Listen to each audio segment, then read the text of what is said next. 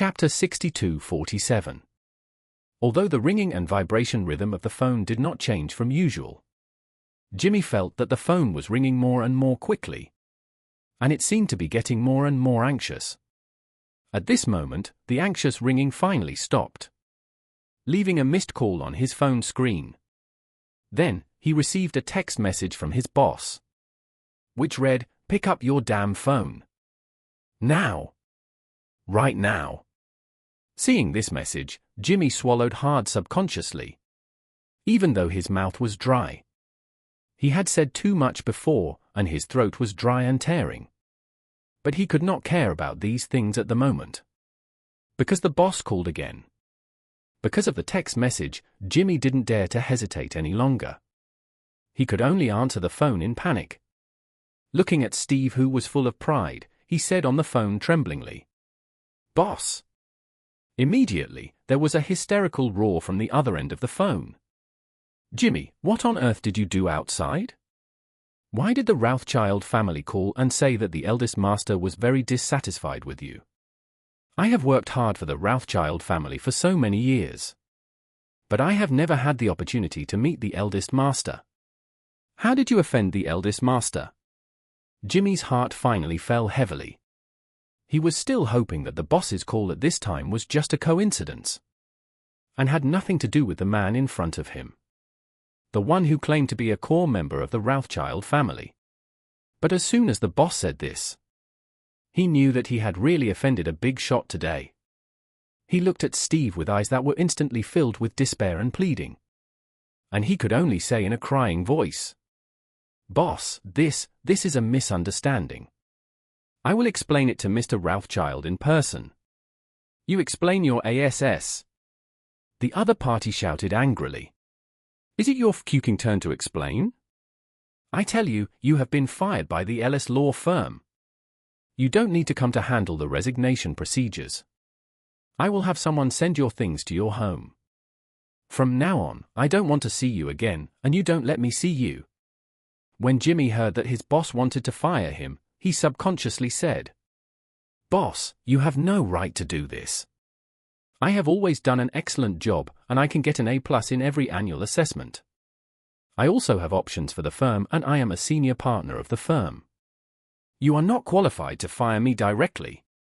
If you want to forcibly fire me, I will sue the law firm and demand a huge amount of compensation from you." "I'm not qualified?" the other party sneered.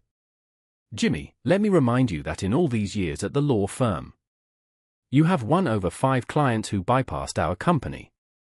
Let's not talk about other things.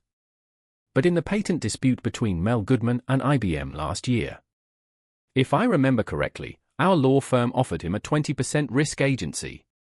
He felt that the share was too high, so he privately reached a 10% risk agency cooperation through you and a small law firm opened by your college classmate. You were secretly responsible for all the work outside the trial, and your college classmate came forward to participate in the trial. In the end, later, you helped him get $45 million in patent royalties from IBM, and got $4.5 million in return. I didn't wrong you in this matter, did I? But just this case can send you to jail." Jimmy was shocked and sweating. He subconsciously argued, "How is this possible? What you said is complete nonsense." At that time, Mel Goodman felt that his chances of winning were very high and he was unwilling to give up 20% of the profits to Ellis. So he chose to cooperate with other law firms. As for who he cooperated with, I didn't know at all, let alone participate in it. "You don't spit blood here." The other party laughed. "Jimmy, come on, we are all adults. There are some things that I don't need to explain too clearly. Mel Goodman has met you and your college classmates privately many times, and you have also held many closed-door meetings to discuss the litigation direction and breakthrough points of the entire case. Mel Goodman has recorded all of these, and I have all these recordings."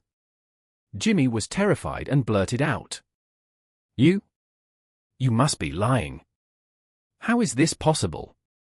The other party said, "Jimmy, be mature. All partners who want to be promoted to senior partners must have enough handles in my hands. Otherwise, no matter how strong their business capabilities are, I will not give him this opportunity. What I want to prevent is which senior partner to grab my resources at a critical moment, or want to bite me back when I kick him away. Think carefully about when you became a senior partner. Was the time point after Mel Goodman? Jimmy murmured in amazement. I was promoted to senior partner the second month after Mel Goodman's case ended. Could it be that you arranged all this? The other party laughed and said, You are finally a little smarter. Jimmy gritted his teeth and said, Ellis, you BA 5 tard. We worked diligently for the law firm, and you deliberately framed us. It's not a frame-up. The other party said, I just want more security. Your handle is in my hand, but I won't do anything to you casually.